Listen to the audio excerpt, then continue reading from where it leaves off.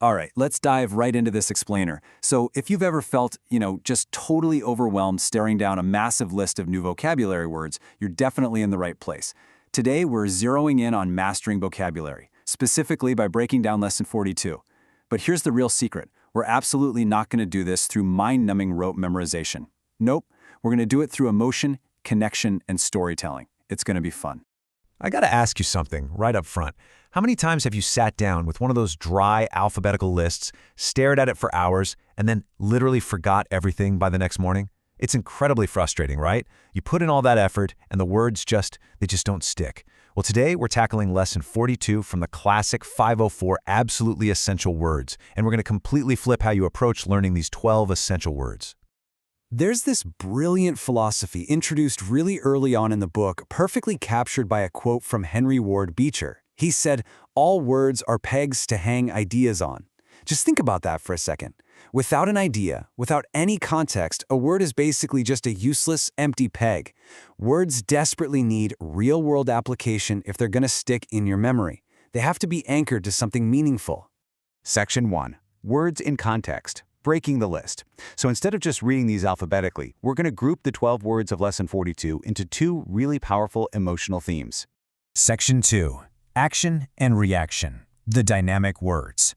This first half is all about intense physical actions and emotional responses. Let's jump into the first one. Our first word is maintain. This means to keep up, carry on, uphold, support, or declare to be true. It's a word that really requires effort, right?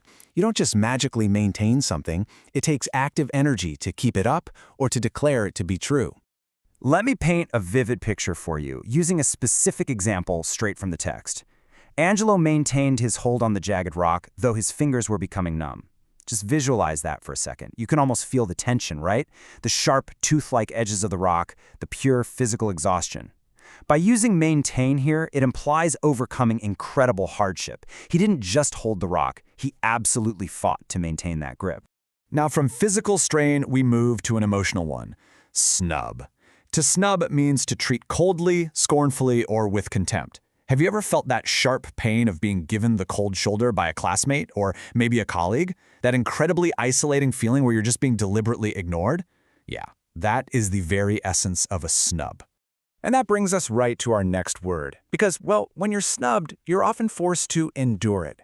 To endure means to keep on, to undergo, to bear, or to stand.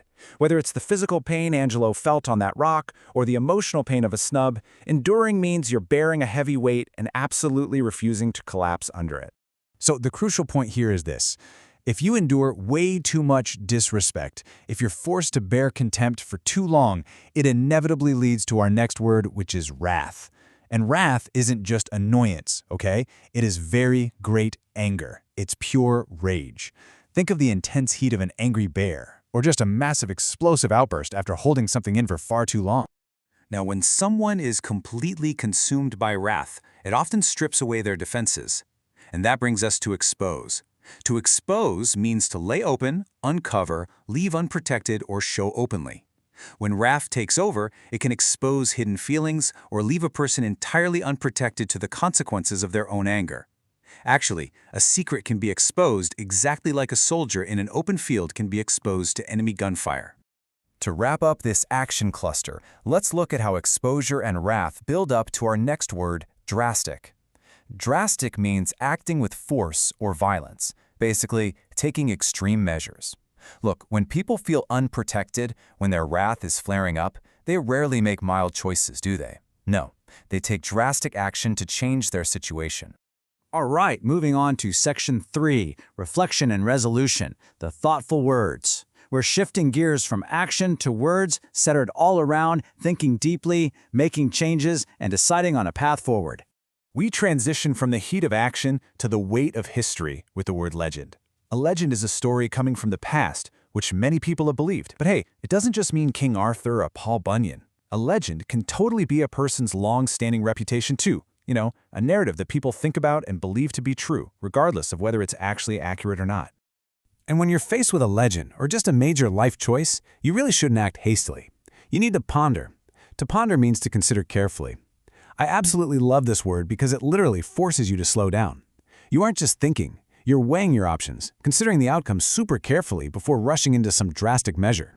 Sometimes, though, after you ponder a difficult situation, you realize you just have to step away. And that's where resign comes in. To resign means to give up, yield, or submit. The text actually gives this great, relatable example of a student named Vito who gave up his position as editor of the school paper. He resigned. It's a really thoughtful and, honestly, often difficult choice to yield a position or give up a fight. Now we kind of need a setting for our resolution, and Lesson 42 gives us the perfect one, the word wharf.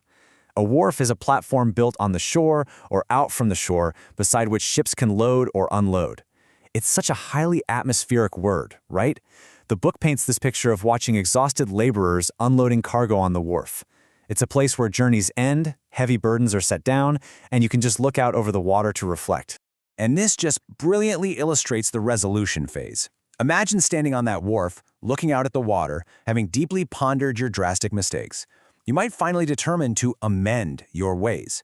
To amend means to change for the better, to correct, to alter something so it's right. It's such a powerful word of personal growth and true resolution. Which brings us to Section 4, a time for decision, putting it together. So the book actually weaves all these words we just talked about into this gripping story called A Time for Decision, combining these isolated definitions into a cohesive narrative. Let's read this together and really focus on how the vocabulary words drive the plot. Carl Brown was snubbed by colleagues. See, he was given that cold treatment. He could not endure the ridicule. He just couldn't bear the weight of it anymore. His wrath flamed at the thought that his secret had been exposed. Just look at how those action words stack up. The snubbing leads to failing to endure, which sparks this incredible wrath when a secret is left unprotected and exposed. Then the story continues, shifting into our thoughtful words. The legend of his honesty had died. His long-standing reputation was totally gone. Carl Brown pondered his next move. He slowed down to carefully consider things. Should he resign or take even more drastic measures? Should he yield and give up or act with forceful, extreme violence? The narrative tension here is just fantastic. It honestly makes these definitions impossible to forget. And finally, we reach the emotional climax of the story. His steps led past the wharf. That physical platform by the water gives him a quiet place to reflect. He heaved a sigh and determined to amend his ways. He resolves to correct his behavior, to change for the better. The setting of the wharf perfectly mirrors his internal choice to just unload his burdens and amend his life. And this brings us to the crazy twist ending of Carl's story. The text concludes, "Never again would he sign his ballot, Carl Smith." This introduces our final word, ballot. You know, a piece of paper used in voting. Carl's exposed secret all along was that he was committing voter fraud, trying to maintain a totally fake identity. I mean, it completely recontextualizes the whole story, doesn't it? So, we've moved from action to reflection, and we've seen firsthand how a compelling story can lock 12 tricky words right into your memory. So here's my challenge to you. Don't just let these words sit empty. Can you write a single original sentence using at least 3 of Lesson 42's words together? Put them in context. Hang your own ideas on these brand new pegs, and I promise you, you won't forget them tomorrow. Thanks so much for exploring this explainer with me, and I'll catch you next time.